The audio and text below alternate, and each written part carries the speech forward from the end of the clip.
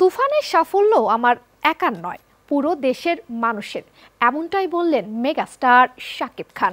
দ্বিতীয়বারের মতো তুফানের একটি বিশেষ শোতে হাজির হন শাকিব খান। প্রদর্শনী শেষে সাংবাদিকদের মুখোমুখি হন তিনি।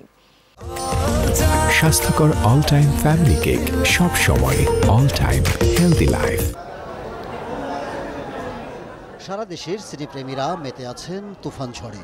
প্রবাসীরাও মজেছেন শাকিব খান অভিনীত এই সিনেমার উন্মাদনায়। দেশ ও বিদেশ থেকে তুফান যে সাফল্য বয়ে আনছে, এতে নতুন করে জেগেছে বাংলা সিনেমা ইন্ডাস্ট্রি। অনেকেই বলছেন এই কৃতিত্ব শাকিবের। তবে শাকিব বলেন এই সাফল্য তার একার নয়, পুরো ইন্ডাস্ট্রির। আমাদের সিনেমা যদি ওয়ার্ল্ড ওয়াইড একটা চমৎকার জায়গায় গিয়ে পৌঁছায়, এই সাফল্য আসলে আমরা যারা সিনেমার সাথে যুক্ত শুধু তাদেরই নয়, এই সাফল্য আপনার আমার বাংলার সমস্ত মানুষের।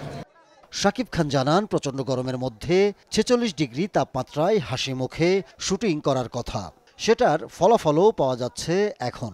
এই গরমের মধ্যেও গোটা টিম আমরা যে কাজ করেছি, অসহ্য গরমের মধ্যেও মানুষ হাসি মুখে এত চমৎকার একটা কাজ করেছে এবং সবার মধ্যে যে একটা স্পিড ছিল যে না, আমাদের গরম হোক যেটাই হোক আমাদের খুব ভালো কাজ করতে হবে। আসলে সবাই আমরা চেষ্টা করে যাচ্ছি। একদিন পৃথিবী জুড়ে জোয়ার বইবে, বাংলা সিনেমার একসাথে মুক্তি পাবে নানা দেশে। তুফানে সেই স্বপ্ন যেন পূরণ হতে চলেছে। 28 জুন 15টি দেশে মুক্তি পেয়েছে তুফান। 5 জুলাই মুক্তি পাবে ভারতে। তুফান কিন্তু শুধু যে দেশে ঝড় তুলেছে ব্যাপারটা তা নয়। তুফান ঝড় কিন্তু পৃথিবীর যেই জায়গায় গেছে তুফান, আসলে এইরকমভাবে অ্যাডভান্স টিকিট বুক হওয়ার এটা নজির আর বিগত দিনে দেখা গেছে কিনা আমার ঠিক জানা নেই।